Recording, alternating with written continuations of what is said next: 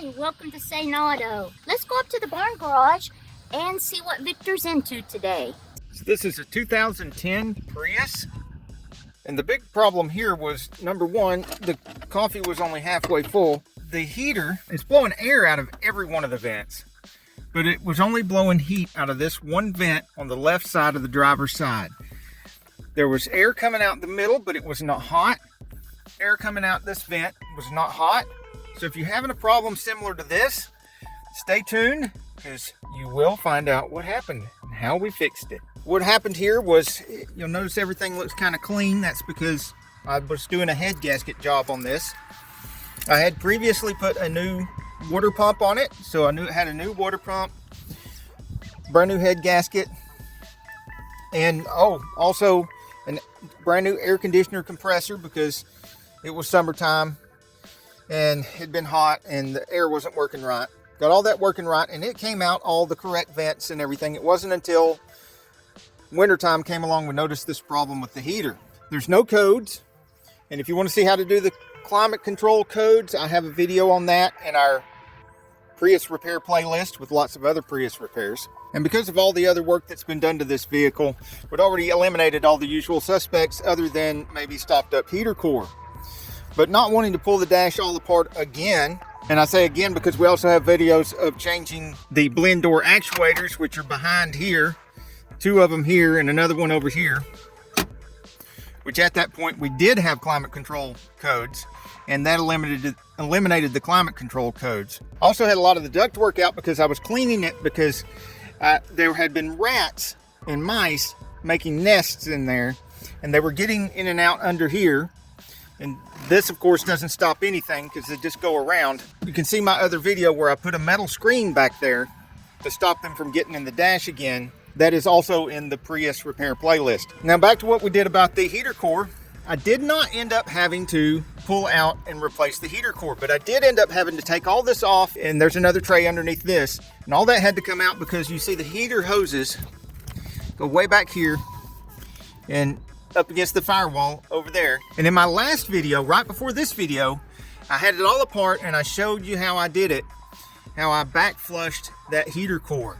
I show exactly which hose to hook up to. Actually, I used a piece of new hose because I wanted it to be clean, and I wanted to capture the stuff in a bucket so that I could see if there was indeed trash come out of the heater core, and that is the trash that came out. This was, I had cleaned the bucket before flushing it. And that water hose.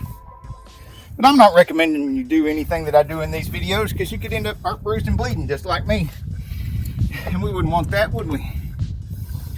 Now, I put this hose where the water hose is forcing it in on the bottom, because that is normally the outlet. And the hose that's going into the bucket is on the top, because that's normally the inlet. And what I want to happen here is any trash that's being forced into that heater core that comes from rust or anything else from the engine and gets embedded into the little passageways in that heater core. I don't want to force it in there tighter. I want to back flush and force it to come backwards out of there through this hose. So that's why I'm hooking up my hoses backwards from what the normal flow in the car is.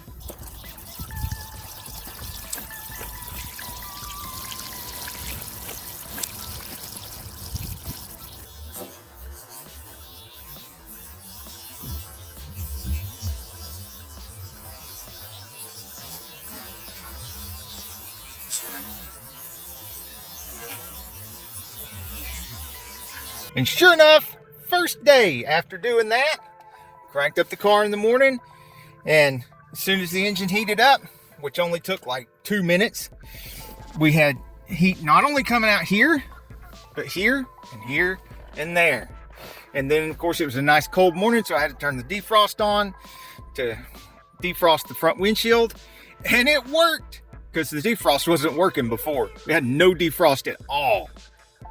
It was so bad that before I fixed this, I had to carry around paper towels and wipe this frost off of here that was accumulating on the inside of the window from my breath. But I'm so thankful and grateful that this problem is solved. We have heat again, and I hope this helps you if you're having the same kind of problem with your heat. I really hope this helps you.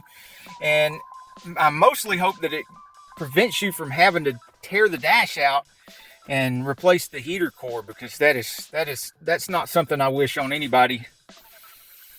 Having had the dash out recently for the diverter door servos, it was not a pleasant job. Had I known, I would have gone ahead and replaced the heater core at that time. But I'm just so glad I didn't have to. Now this makes me wonder if I should, before summertime comes around, should I back flush the radiator? What do you guys think? Let me know in the comments below.